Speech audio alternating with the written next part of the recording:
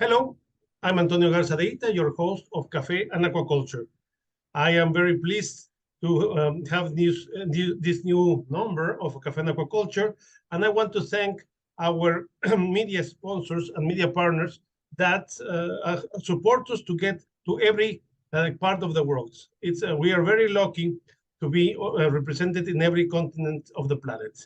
Today, we're going to talk about somebody that for me has been an inspiration in my professional career, a person that is always thinking outside the box, and as somebody that I think most of you know, and mainly the work that he has done recently, and that has impacted the world in a very important way. Our guest today is Jesse Chappell. Jesse, in this program, we have the tradition of not presenting the guests. The guest introduce himself or herself. To tell you the truth, I know it's going to be very difficult for you to talk about yourself because during your career, you have had major accomplishments. You have always been an out-of-the-box thinker and an innovator. Please tell us a little bit about yourself. Who is Jesse Chappell? Well, hi, Antonio. I'm delighted to be able to be here with you all today.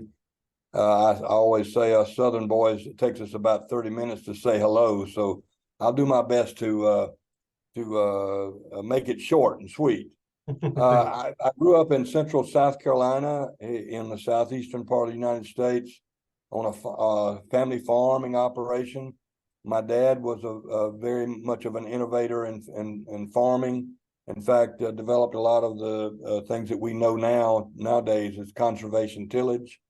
But anyway, from that background, I went to Clemson University and did my BS and master's there, and then had the opportunity to go to Auburn to work and complete my Ph.D. there, which I did, and completed that in 1978.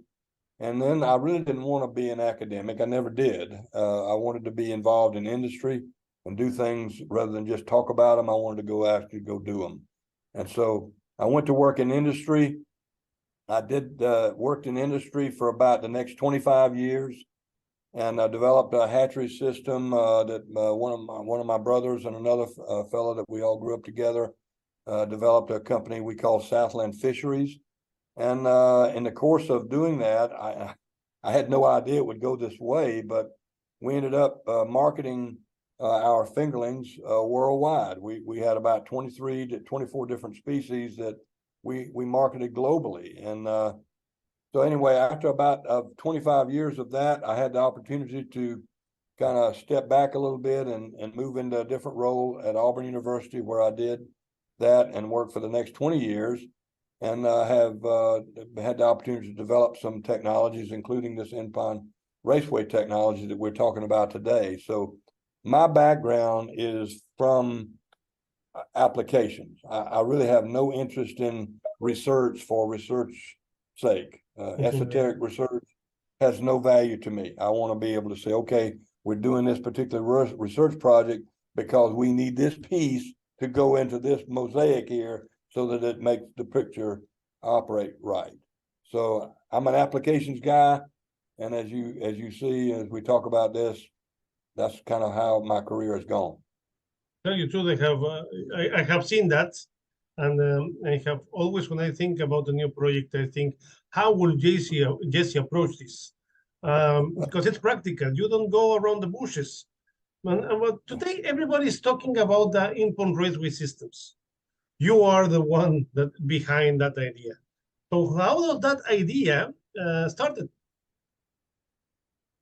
Well, when I came to Auburn, I recognized pretty quickly, and I already knew this because I was working with the commercial catfish industry anyway.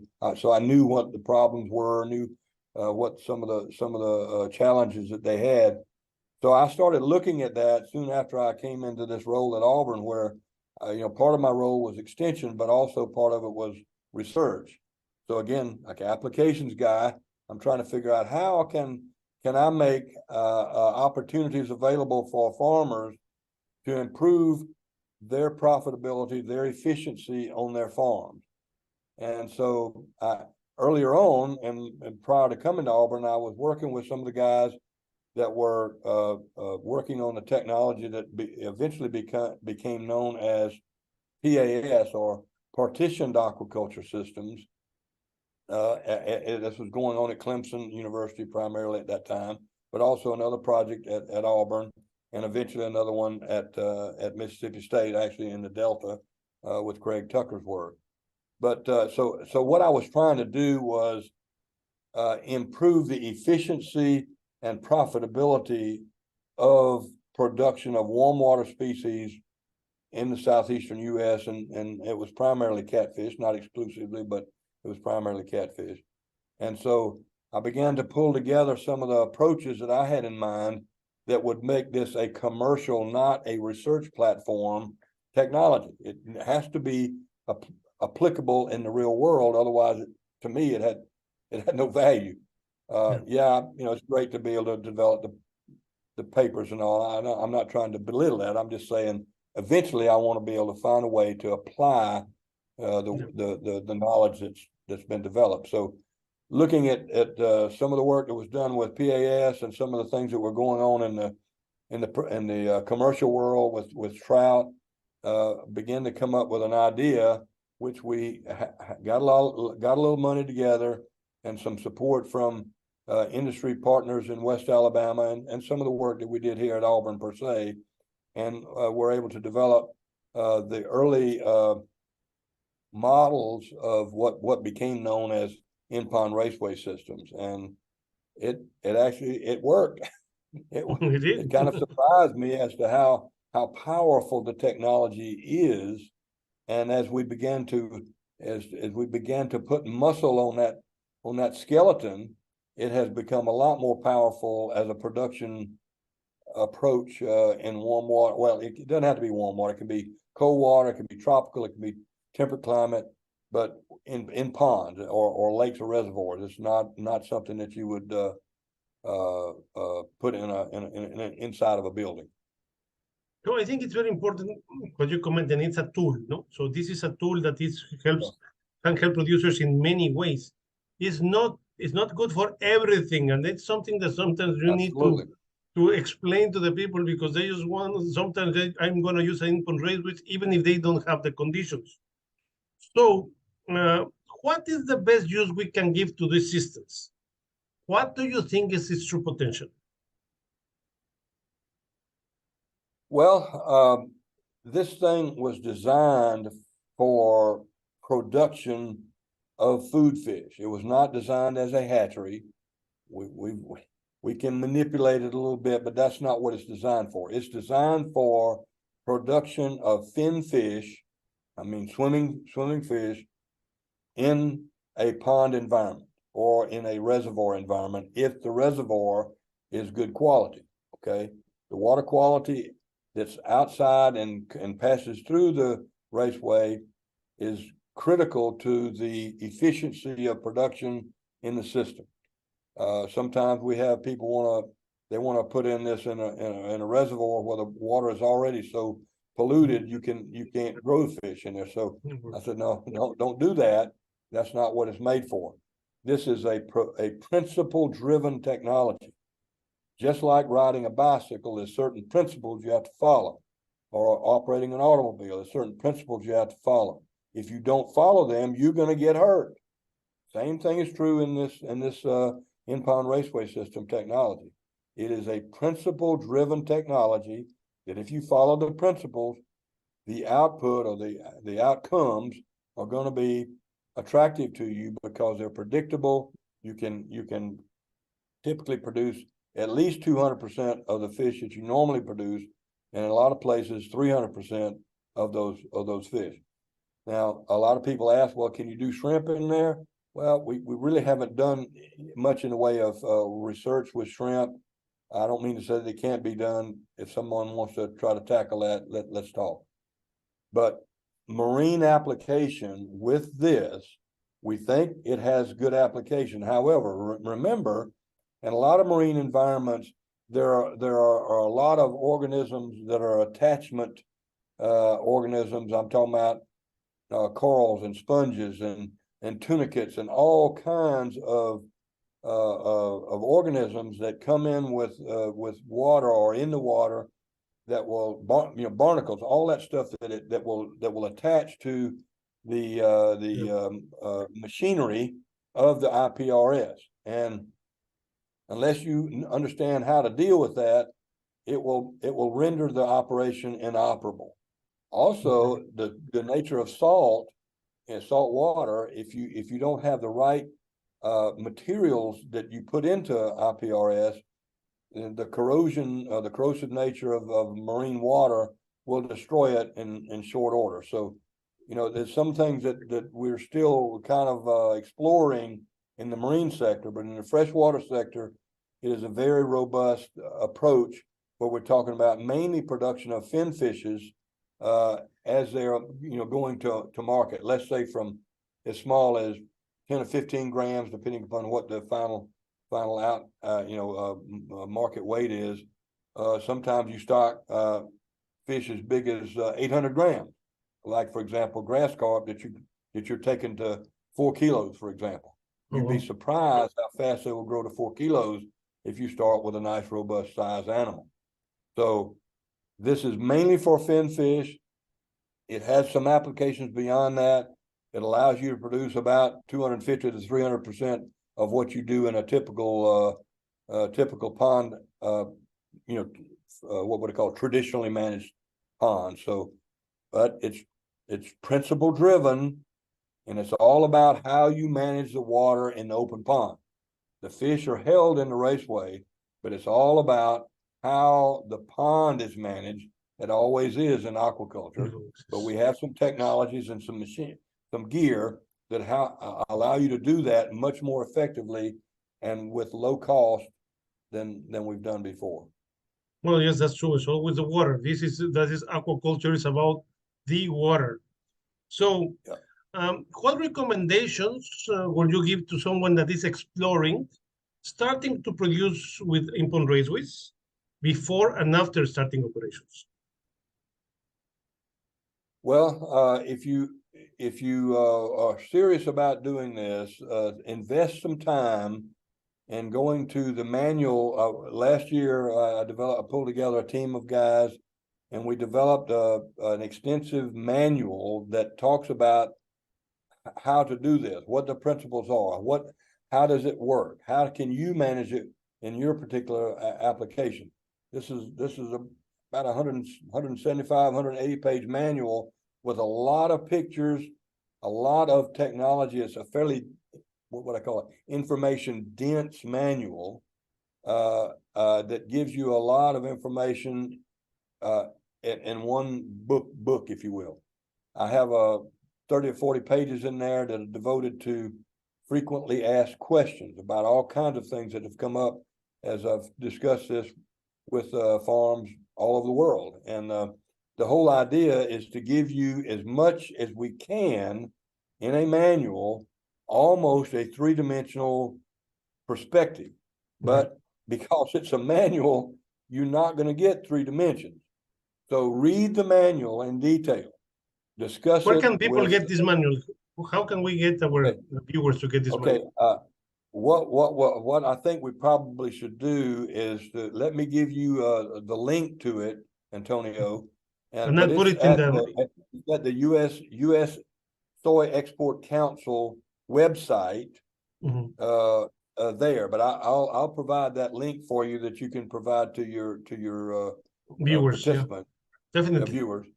And so that is there. Now within the manual, and this is important. Yeah, we got a lot of pictures in that, but there are some interactive spreadsheets in the manual that you say, well, guys, what is this going to cost me in Belize? Okay, I don't know what it's going to cost you in Belize, but here are the elements that you need to be looking at. And you price the concrete, you price the rebar, you price these different things in your local environment, and you can put them in the spreadsheet and click the button, and it will generate the enterprise budget for you. Now, I am not smart enough to do that, but Terry Hansen is. Oh, yeah. Terry is our economist on this thing and developed a lot of these things. Skip Kemp also was contributing into that, as was Esau Arana. So we had a lot of our team contributing into that, and we have spreadsheets for different species. I think we have like 4 or 5 different species, grass carp and tilapia, and I forgot now which one's snakehead, all kinds of different species from all over the world to give you an idea about what that enterprise budget might look like at that point. Now, yours is not going to be exactly like that. You might have a brother-in-law in the concrete business. He says, okay, for you, the price is twice what I normally sell it to people because you're my sorry brother-in-law. So you put in your numbers, and it's going to be a lot more meaningful and more valuable to you because the numbers are, they're local. They're your numbers. No, that will be a realistic, because sometimes we see the things that with somebody's eyes, perspectives and costs, and when we try to implement them, they're completely different. So I think it's going to be very useful. I am assured that I will make sure that the people that are watching this program have access to that link. And I'm going to now that we have you. Okay, go ahead. Mention one more thing. Let me mention one more thing. And that is, if they have the opportunity, go visit one. Go somewhere and visit one. It might take you a little money to go do that, but it helps give you a more 3-dimensional perspective than just what you could access from the manual. So, okay, go ahead, Antonio. No. Thank you very much. I think it's a good idea.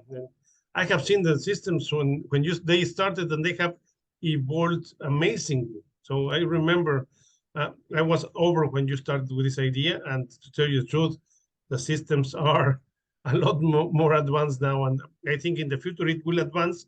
Still many things I think to improve, but the idea is it increases the carrying capacity of the water, really, because you're taking all the residues out. So, but I mean, now that we have you in the program, I'm going to use this opportunity to ask you about sharing your vision of aquaculture. You have always been a visionary, and I think I consider myself a little bit compared to you, but I want to see what is your vision of aquaculture in the future. Well, I think it can be what we imagine it to be. I don't mean that in a hokey way. I'm just saying, if we want it to be more cost competitive, we start doing projects or research in that kind of direction. But to me, and this is why I talk about research, I want to have research in line with where are we going? Where do we want to go? Well, we want to be able to produce more with less, let's say, environmental conflict. We don't want to mess up the environment. No farmer wants to mess up the medium that he's working with. I don't care whether he's a water farmer or a farmer of the soil. So it's critical that we understand how to take care of that environment, that production environment better. So some of these things are going to become more and more intensified over time, like we see here with this. But we're doing that in such a way where we can feed up 600-700 kilos per hectare per day without too much environmental pushback, because of the way we do it and the way we manage the water, and that's very, very important. So we don't want to goop up the environment that's feeding us. So we want to try to do more in the way of research and development in that part of our technologies. But sometimes we're in places where we say, okay, well, how do we get a handle on disease? How do we get a better handle on how to manage waste coming out of these systems? Well, some of that, if we look at other animal production, like broilers, for example, or swine, or turkeys, or any of the other food animals that we produce, we found over time that we have to put them in more controlled space. So nowadays there's a term called controlled environment ag. Well, This is exactly what I'm talking about, where we want to be in more control of the animals so that we can put it in a place where the environment is so nice that they grow and flourish, and their survivorship is much better than if it's out in an open air environment. I think these are going to manifest themselves much more in the years to come. Every time I turn around, there's somebody making $200, $300, $400 million investment in a land-based salmon operation or a barramundi or whatever it might be, because of the control that it gives you as a manager of these inputs. Producing fish is not cheap, and so you don't want to get 80%, 90% of the way through that production cycle, and then the animal dies or flies away with a fish eagle or something like that. You can't do that and be, I think, competitive going forward. I think you're going to have to do more and more controlled environment or controlled system where your fish are right here or your animals are right here, like we see in this IPRS, or even in more advanced RAS systems that we talk about today. I'm not going to sit here and tell you, well, RAS, we've got all the problems figured out. No, we don't. But I think that's the direction in which a lot of this is going to go because of necessity. And we get a lot of pushback from people around the world. Most of them really don't understand animal production, but they are the ones that buy our product. So if they're not wanting to buy our product because we're not meeting a need that they think we need to meet, we better be smart enough to recognize that we need to address that.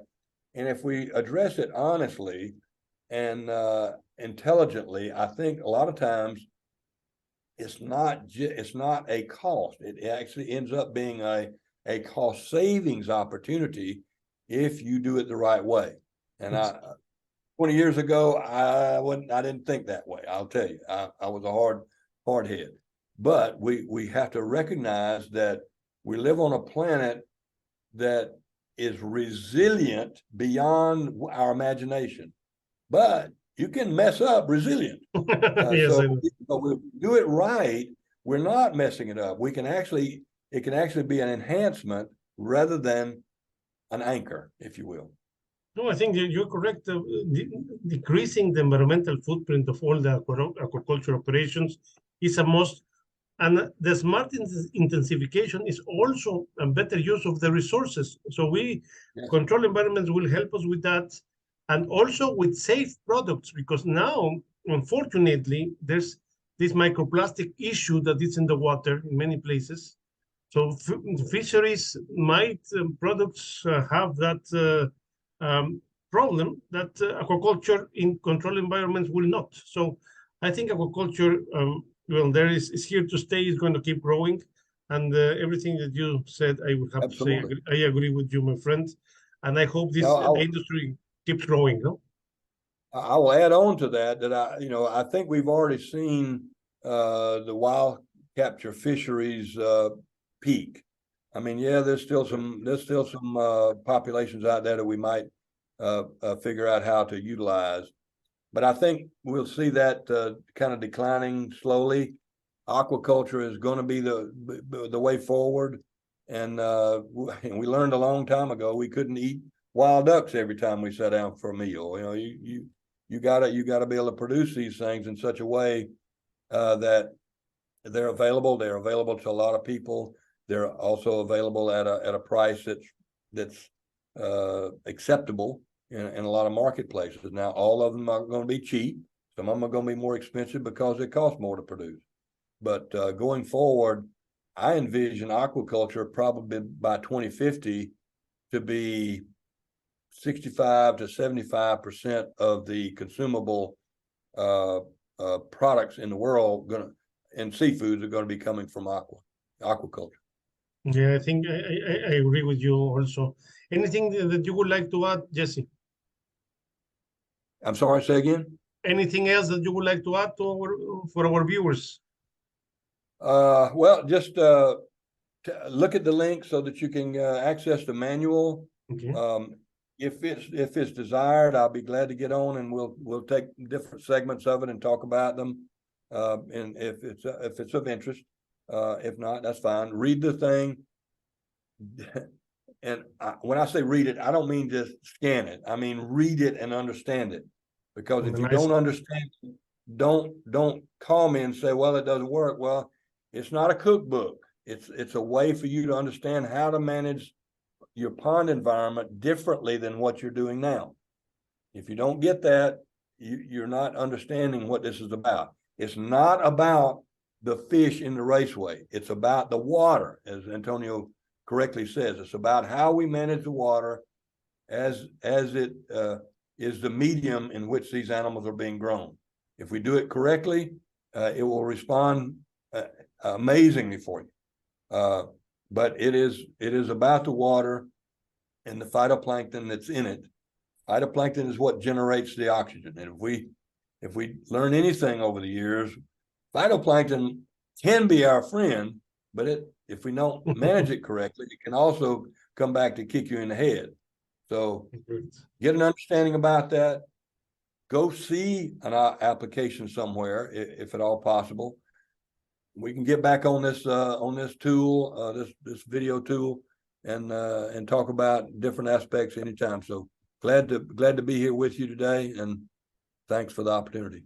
No, thank you, Jesse, because to tell you the truth, you are making a big favor to the sector, to the industry. You are providing us with a new tool that we didn't have before. So In-pond Raceways, and we agreed, is not a tool for everything, but it's a tool that for some specific cases will be the best way of producing your fish. So analyze it. See all. I will summarize that. Check all the tools that you have and choose the one that is right for you. And wherever you're watching it in the world, remember, and this is not about using the latest technology. It's using the technology that works for you in your specific case. So thank you, Jesse. I wish we had more time. I wish we have some hours, but I hope that the next time we see each other, we can expand this conversation. And I want to thank again our media partners for all the effort that they do, so this program reaches every corner of the world. And if you have any questions about that you want to direct to Jesse, you can email us in CIDEA, the International Center for Strategic Studies for Aquaculture. My name is Antonio Garza de Yta, Vice President.